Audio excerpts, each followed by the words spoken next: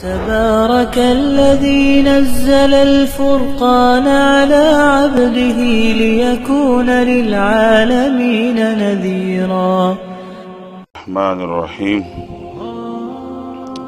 اللهم صل على محمد وعلى آل محمد كما صليت على إبراهيم وعلى آل إبراهيم إنك حميد مجيد. اللهم بارك على محمد وعلى آل محمد كما باركت على إبراهيم وعلى آل إبراهيم إنك حميد مجيد. د نبی صلی الله علیه وسلم د الله پاک سره په عرش باندې د ملاقات نه پس نبی علیه السلام چې کله واپس بیا بیت المقدس ته راورسېدلو او په کوم براق باندې چې تللی و هغه براق ورته ولاړولو، جبریل علیه السلام ورسره واپس د بیت المقدس نه مکې معظمې ته سفر شروع کړلو. په لاره باندې د مکې معظمې یو لویه قافله را روانه وه، هغوی نه اوښ ورک شوی و او دا اوښ یو کندې ته د دوی نه غورځېدلی او دوی تلاش وکړو خو نه میلاوېدلو ورته. نبی علیه السلام د دوی په خوا باندې را تېرېدلو او قافلې والا ته یې اوښ وښودلو، اواز دوی غیبانه غوندې اواز وکتلو. نبی علیه السلام دوی نه کتلو او نه شو کتلی، خو نبی علیه السلام دا قافلې والا کتل چې دا د مکې والا خلک دي او خلکو چې کله اواز واورېدلو چې موږ ته خو چېرته غیبي غوندې اواز راغی چې ستاسو اوښ پلانکي کنده کې پروت دی، نو قافلې والا ورغلل او ویې کتل بلکل اوښ همالته او بس را روان شو. حیران هم شو چې یاره موږ ته اواز چا وکړلو. او په هغه زمانه کې داسې و چې دا پیریانو میریانو والا کاتې ډېرې زیاتې وي او دا دیوانو میوانو والا چې دا دلته چېرته دیو و پیری و او د هغې په وجه باندې دا اواز موږ ته وشولو. پیریانو دا خبره وښودله. بیا د شپې په یو ځای کې پړاو چېرته اچولی دی، آرام کوي او بیخ اودري په لوښي کې او د پاسه یې په سر هم ښودی دی. نبی علیه السلام فرمایي ما ته په خپله باندې تنده راغلې وه او ما چې وکتل چې د قافلې والا آرام کوي، اوبه ورسره دي، لوښي نه مې سر لرې کړه، اوبه مې ترې وڅښلې. اوبه اصلي کې د چا داسې ملکیت نه وي، اوبه عام مفت شي وي، اوبه عام مفت میلاویږي او هغوی ته د یوې نښې ښکاره کولو دپاره چې سبا له د نبي علیه السلام د معراج د واقعي یقین دوی وساتي. نبی علیه السلام ته اوبه وڅښلې، لوښی یې ورله واپس هغه شان پټ کړل او کېښودو ورله. سهار چې دوی کې کس راپاسېدو، چا چې اوبه ښودې وي هغه راپاسېدلو، سر په لوښي باندې پروت دی، اوبه توی شوي نه دي، اوبه نشته. ملګرو نه یې تپوس وکړو اوبه بېګا چا څښلي، ټولو خلکو هم اوبه نه دي څښلي. په دې باندې هم قافلې والا ته ډېر حیرانګي وشوله، چېرې اوبه توی شوي هم نه دي، لوښي هم په لوښي د پاسه پروت دی، سر یې پټ دی، اوبه نشته دی، دا به څه چل وي؟ دا هم د هغوی دپاره تجسس او د سوالیه نشان جوړ کړی شو.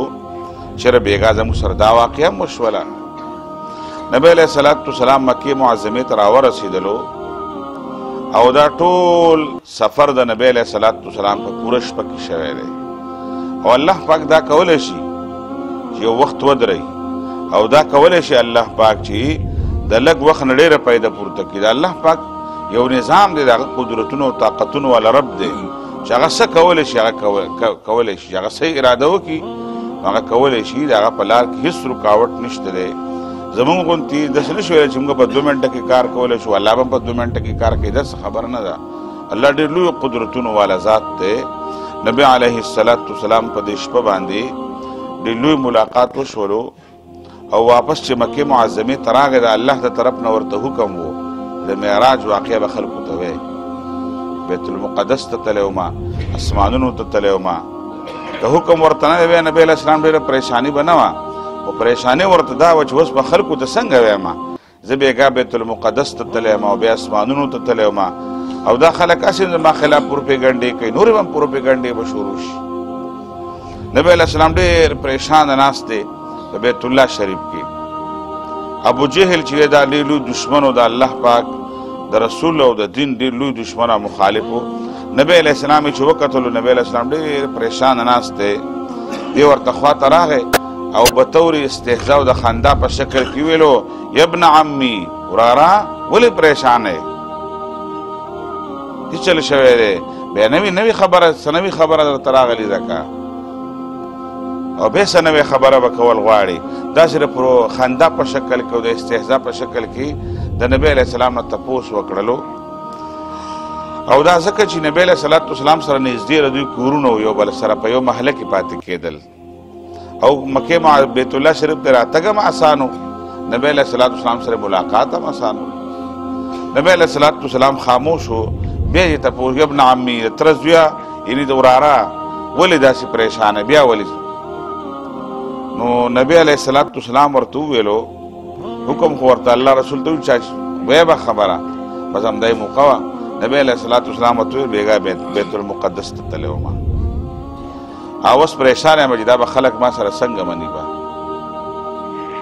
نو بیت الله شریف نور خلک ناست وو ته دې خوا راشئ دا د خلکو مخکې ووایه دا دې لپاره که دا پیغمبر څنګه خبره کوي ما ته هسې وویله او که نه واقعي خلک مې ګواه کومه خلک یې ورته راغونډ کړي د خلکو مخکې ووایه ویل بېګا بیت المقدس ته تللی یم وی بیا ووایه وی بېګا بیت المقدس ته تللی وم هلته مې مونځ کړی دی بس پروپیګنډې شروع کړلې چې ګوره بیت المقدس ته خو دومره میاشت مزل دی پیاده او د څنګه ته خو بېګا دلته وې که نه اوس وایي چې موږ سهار دلته را واپس راغلی یو چې بیت المقدس ته تللی یم. ابو جهل بس نور هم پروپیګنډې له زور وکړو نه فورا لاړو ابوبکر صدیق پسې ویل دا یې ډېر کلک ملګری دا ترې اړول غواړي به نبی علیه صلات وسلام نه ملګري اړول. ابوبکر صدیق رضی الله عنه ته چې کله ابو جهل ورسېدلو وی راشه که نه ملګري خو نن بله خبره کوي ویل څه وایي وی چې وی بېګا بیت المقدس ته تللی وم په یوه شپه کې تللی یم او راغلی یم. ابوبکر صدیق ورته وویلو ویل کوئ چې په یو منټ کې تللی یم او راغلی یم هم یې خبره منم بلکل ټیک وایي ویل دا رښتینی پیغمبر دی. ابوبکر صدیق فورا د نبی علیه صلات وسلام د بیت المقدس ته تللو تصدیق وکړلو. دې وجې نه ابوبکر ته صدیق وایي. صدیق د صداقت نه دی دا انتهایی د هرې خبرې د اسلام د رښتینولۍ حکم یې کړی دی اعلان یې کړی دی بغیر چون چرانه د نبی علیه السلام خبرې منودلې دي. په دې وخت کې ځینې خلک خو مرتد شوي هم دي نوي چې کوم نوي مسلمانانو که نه ځینې خلک مرتد شولو پکې ځکه چې هغه ویل څنګه نبی علیه السلام بیت المقدس ته لاړلو او ځینې خلک کې ارتداد راغی اگر چې بیا ځینې خلک واپس ټیک شوي وو او ځینې خلک په دې واقعي د وجې نه د ابو جهل او د کافرو پروپیګنډې واړول د اسلام نه. ابوبکر صدیق لوی ایمان والا سړی و ډېر لوی ایمان والا و. هغه راغی نبی علیه صلات وسلام ته خواته نبی علیه السلام بیت الله شریف کې ناست نبی علیه السلام نه په خپله هم تپوس وکړلو وی بیت المقدس ته بېګا تللی ویل او ویل نښې ویلی شي ویل او ویلی شم ویل ګمبت وی داسې د مکې معظمې خلکو ته بلکل پته و چې دا نبی علیه صلات وسلام په وړوکوالي کې شام طرف ته تللی بیا نه دی تللی د یو بل نه به خبرېدل زموږ سره 40 کاله عمر شوی دی او 10 کاله دا د نبوت وشول د 50 کالو کې د نبی علیه السلام د ټولو حالاتو نه خبرو کو چې د وړوکوالي کې تللی وی وسه پورې خو دغو ته پته نه وه چې نبی علیه السلام شام ته تللی بیت المقدس به یې کتلی. نبی علیه صلات وسلام ابوبکر صدیق تپوس شروع کړلو وی ګیټ څنګه دی وی داسې ګیټ دی وی دروازې څنګه ده داسې دروازې ده ګمبت یې څنګه دی وی داسې ګمبت دی. خلک حیران شولو چې واقعي نښې خو صحیح وویلې ځکه دا د مکې معظمې خلک به تلل راتلل شام ته تجارت پرې کړو بیت المقدس ورته معلوم و د هغې ګیټونه او د هغې ګمبتونه او د هر څه ورته غټې غټې چې کومې نښې وې نبی علیه السلام ابوبکر صدیق رضی الله عنه ته وویلو او د خلکو پروپیګنډه کې لږ نرموالی راغی. بهرحال د کافرو خو یقین نه راتللو نبی علیه صلات وسلام ته سوالات شروع کړل چې هسې په هغې کې به ستنې څومره وي کړکۍ پکې څومره دي پکې پکې څومره دي دا سوالات یې شروع کړل. غټې نښې نبی علیه السلام وویلو نو اوس نبی علیه صلات وسلام خو چې بیت المقدس ته ستنې به یې شمارولې پکې به یې شمارول کړکۍ به یې شمارول دا خو د الله رسول مقصد هم نه و دا خلک قیم نه ډېر خلک ډېر ځله یو سړی جومات ته لاړ شي هلته انسان ستنې نه شماري مونږ به روزانه کې روزانه لمونځ کوو که موږ د خپل مقتدي نه تپوس وکړو که څو ستنې دي کېدای شي نه یې وایو ورته ځکه دا توجه غواړي یا څومره کړکۍ دي نو سړی به یو ځلې روزانه جومات ته راځي خو د هغې خو دا مقصد نه دی سړی د جومات هر څه حساب بل بهر حال د نبی علیه الصلاة والسلام صداقت او د هغې رښتینولي او یو اعلی درجه له کتله الله پاک نبی علیه الصلاة والسلام ته بیت المقدس بیا راواړو نبی علیه السلام یو روایت کې به راځي چې نبی علیه السلام یې جواب سبا درکومه دویم دا چې نه نبی علیه السلام د خلکو مخکې ناستو او چې خلکو یې ستنې څومره دی او پکې پکې څومره دي او کړکۍ پکې څومره دي دا واړه واړه تپوسونه شروع کړل الله پاک ورته بالکل بیت المقدس راواړولو او نبی علیه السلام کتلو بل چا نه کتلو یو اوس تپوس کوئ نبی علیه السلام باقاعده شمارلې به ویل دومره کړکۍ دي او دومره ستنې دي او دا دروازې دې طرف ته او دا دې طرف ته ده پخوا خو دا خبرې خلکو نه منودلې اوس څنګه منو الله پاک چې کوم نظام جوړ کړی دی که نه په هغه نظام کې الله پاک ډېر تیزوالی پیدا کړی دی او دنیا چې دی اوس هم چې کوم دنیا نظام دی او دنیا کومه نقشه ده او په دنیا کې څومره تیزوالی دی انسان د هغې سلمه درجه کې هم 99% انسان اوس هم انپړ دی ناخبره دی بهر د انسان ساینس څومره ترقي کوي زموږ د نبي صلی الله علیه وسلم د خبرو تصدیق کیږي اوس خلک وړوکی موبایل غوندې وي بهر ملکونو نه چې دی خلک پې خبرې هم کوي نقشې پې هم راړئ او په کمپیوټر باندې راړئ او دا دغې تصویر به هم کوي هر څه به کوي خبرې به هم کوي ورسره د هر څه بالکل نن ساینس ثابته کړي داسې ممکنه ده کېدلی شي نبی علیه الصلاة والسلام د بیت المقدس ټوله نقشه هغه خلکو ته بیان کړله دې دپاره چې د خلکو تصدیق راشي د نبی علیه الصلاة والسلام د دې واقعاتو نه پس ابوجهل ایمان راوړو نه ولې دا ضدي و عنادي و په دې بنیاد تپوس نه کولو چې د نبی علیه الصلاة والسلام معجزې به وګورم مسلمان به شم دا خبرې نه منودلې چې کوم مسلمانانو هغه ارتداد سره مخامخ شوي وو هغه خلک واپس د نبی علیه الصلاة والسلام سره ملګري شولو او ډېر لوی پروپیګنډا هغه خلکو شروع کړله همدا وجه وه چې یو ځلې دا ابو سفیان د کله کم وفد چې تلی و نو نجاشي بادشاه ته او د هغه په دربار کې ابو سفیان وویلو دوی پیغمبر وایي زه اسمان ته ختلی یم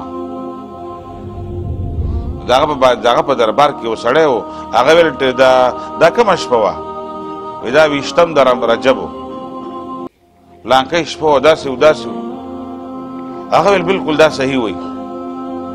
غیر مسلم غالبا عیسائی و هغه ویل په دې شپه باندې زه جومات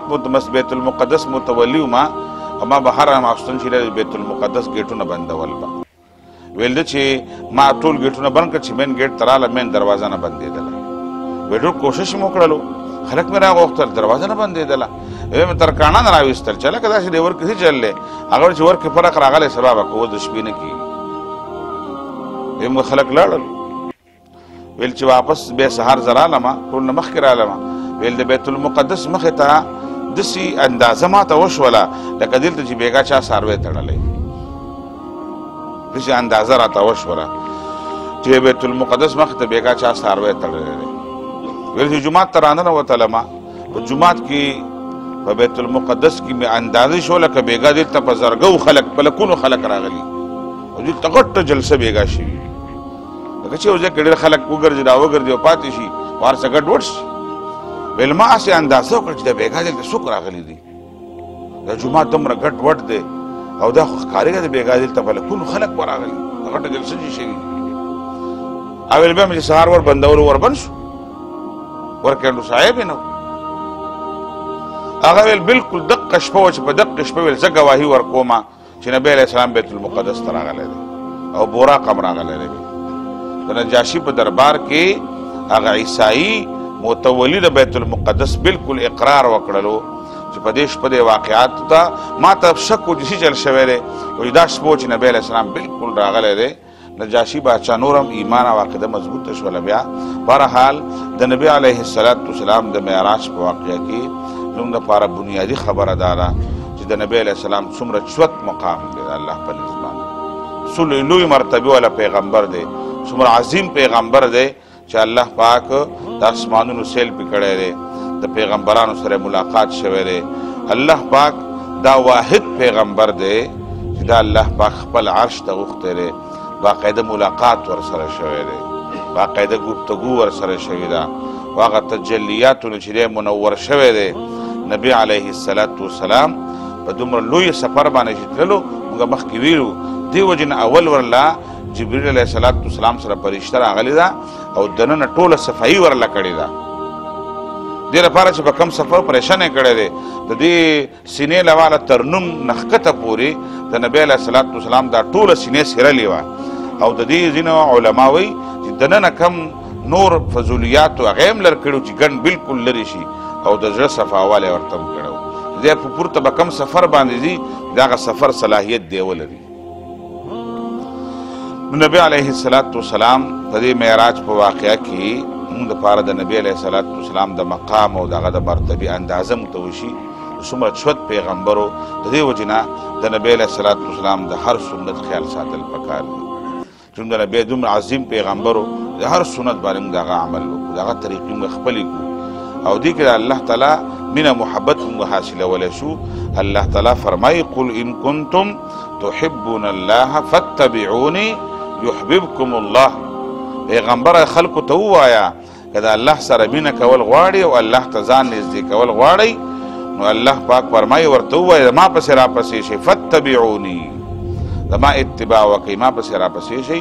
یحببکم الله، الله به تاسو سره مینه وکړي. د الله مینه او د الله محبت د نبي په اطاعت کې دی. د نبي صلی الله علیه وسلم اطاعت او فرمان برداري موږ وکړلو. دا موږ له په خپله زندګۍ کې د نبی علیه السلام د هر سنتو پیروکاري پکار ده او د دین سره خپل تعلق جوړول پکار دي او په دې خبره باندې خپل یقین مستحکم کول پکار دي چې موږ په یو حق دین باندې یو، په یو حق دین باندې یو. الحمدلله چې موږ الله پاک یو دین حق را کړی دی او موږ د نبی علیه السلام په امت کې شامل یو. د دې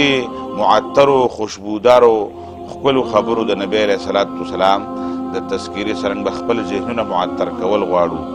خپل زړونه معطر کول او خوشبودار کول غواړو. زموږ په زړونو کې یو بل سره نفرتونه هم ختم شي، حسد او بغض او کینه هم ختم شي، زموږ د زړونو لالچ او حرص هم ختم شي او زموږ په زړونو کې که د بل چا مینه وي چې هغه مینه ختم شي او موږ د الله پاک سره مینه کوونکي جوړ شو، د نبي صلی الله علیه وسلم سره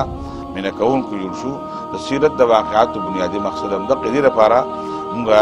دا سیرت النبي دې لپاره وایو چې موږ د دې واقعاتو په تذکره باندې د نبي سره مینه هم پر پیدا شي، زموږ په زندګۍ کې اصلاح راشي. دین سره تعلق جوړول پکار دي،